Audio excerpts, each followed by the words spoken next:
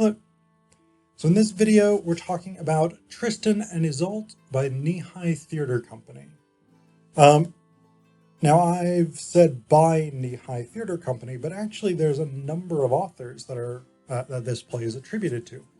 Carl Gross, Anna Maria Murphy, Emma Rice, and Kneehigh Theatre are hereby identified as authors of Tristan and Yseult in accordance with section whatever of the Copyright Act.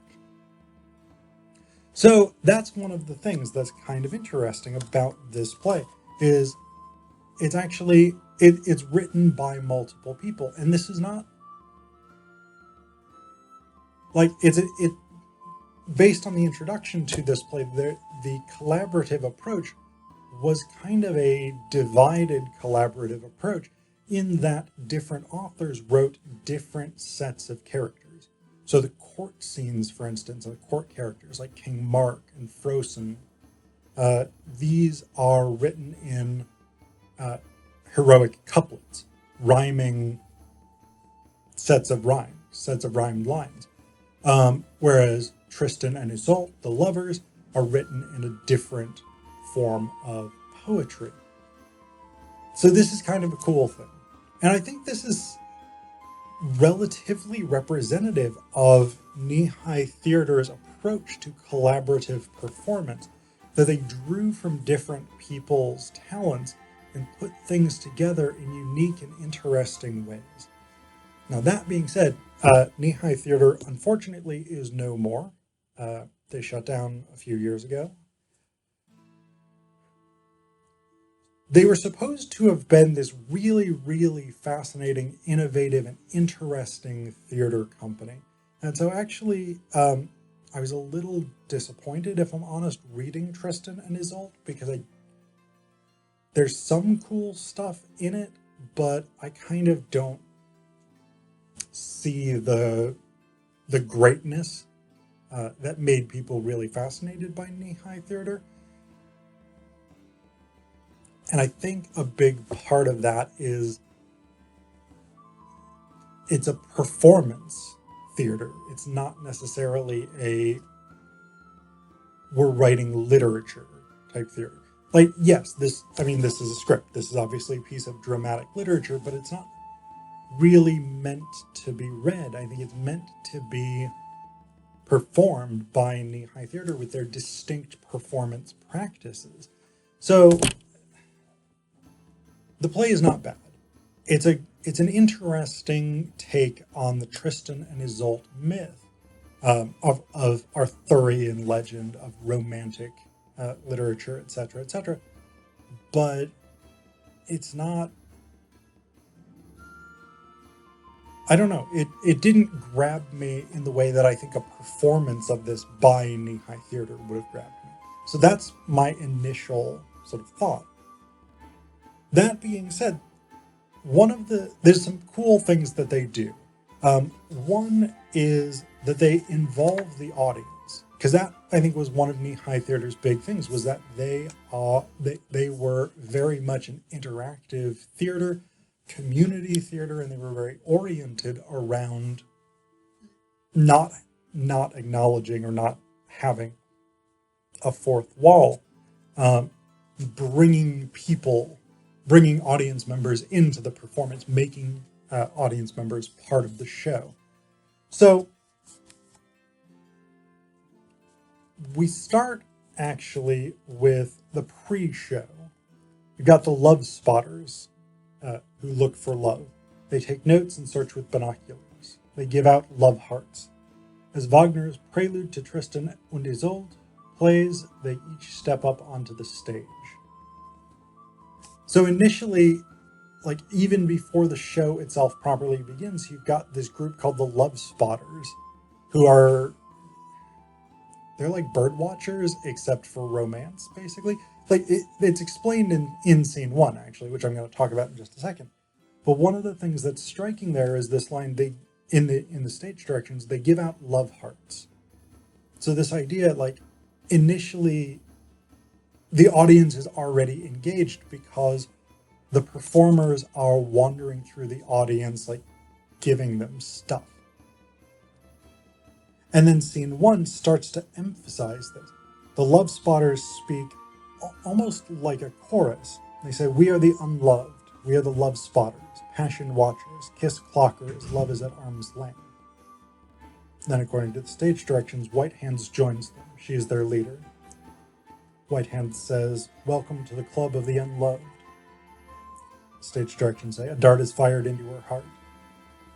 White Hands says, "It's no secret that we dream of our membership expiring, but until that time we stand on the sidelines and tell our love story, one of blood and fire, for what is love without these things? So I welcome you all to our story. We're all in it, all of us."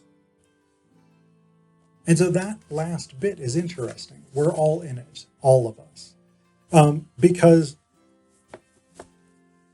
again, this is about engaging the audience, drawing the audience into the performance to be part of the show, and to, in this case, to be part of the love spotters, the club of the unloved, which is an interesting place to position the audience.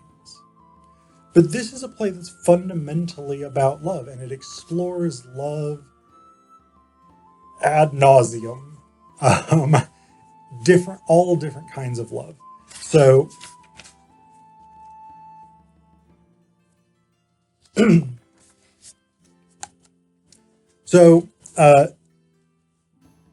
basically, the story of this is the story of Tristan and Yseult. The basic plot doesn't change that much from the myth itself. King Mark defeats Morholt, who's the king of Ireland. King Mark is the king of Cornwall. And so Mark defeats Morholt, sends Tristan, one of his knights, to Ireland to get Yseult, who's Morholt's sister. Sorry. While there, Tristan and Yseult fall in love, and they basically have an affair on the whole trip back to Cornwall. Once they get back to Cornwall, Yseult also falls in love with King Mark, and so there's a love triangle. There's also Frosin, who is devoted to King Mark, and it's not 100% clear whether this is like, I'm your devoted servant and I want to do what's best by you, or whether this is a romantic or erotic love. There are things that Frosin says that seem to suggest that, but it's not entirely clear. So Tristan and Yseult are in love. King Mark and Yseult are in love. Tristan and King Mark have the sort of fraternal loyalty, but it's not necessarily love per se. Frosin is in love with King Mark in one way or another. And then you've got Brannigan, who is Yseult's servant.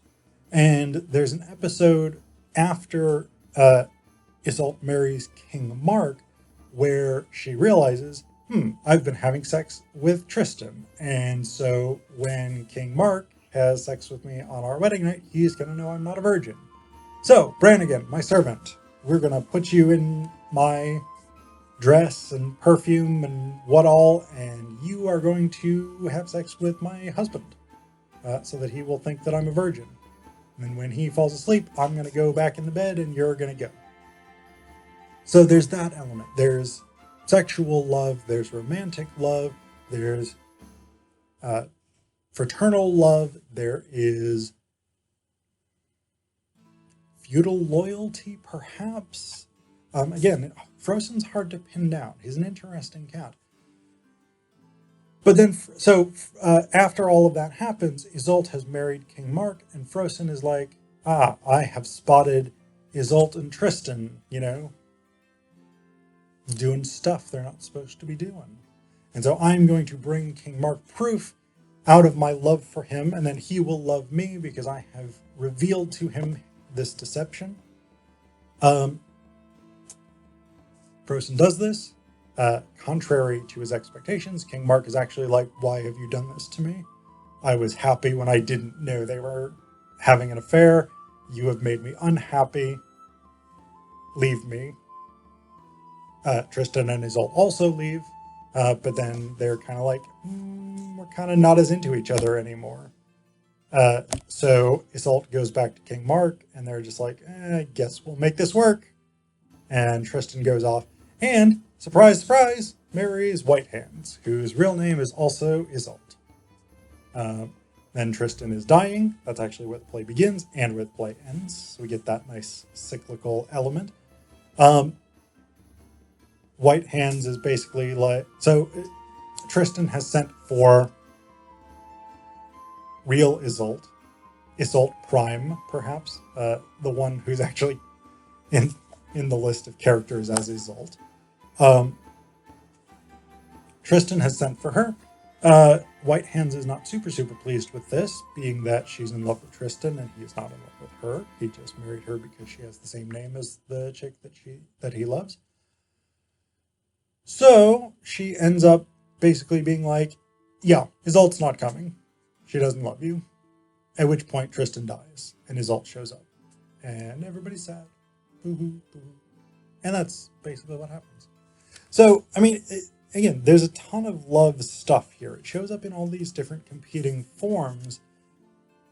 But one of the ones I think is really interesting is King Mark and his philosophy of rulership. Because initially he says that a king should rule with the head and not the heart. But then when Yseult shows up and he falls in love with her, he says that, he says here, there once was a time I boldly proclaimed the best kings rule not with their hearts but with their brains. It was my mantra, my guide, my constant refrain. But now my heart rules me and I am changed.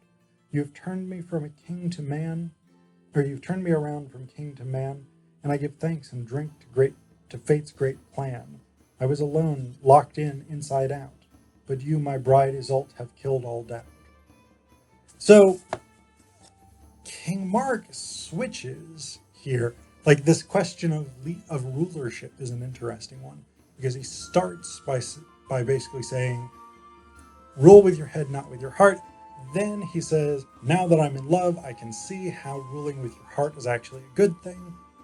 But then at the end of the play, toward the end of the play, after Ferguson has brought him the proof that Tristan and Yseult are having an affair, King Mark essentially says, well, now I don't know how to rule. I've tried ruling with my head, I've tried ruling with my heart, and neither of them have been rewarding. So it's an interesting play because of just how many ways it deals with this question of love and what it means to be in love, how we love, and how loving damages us in some cases.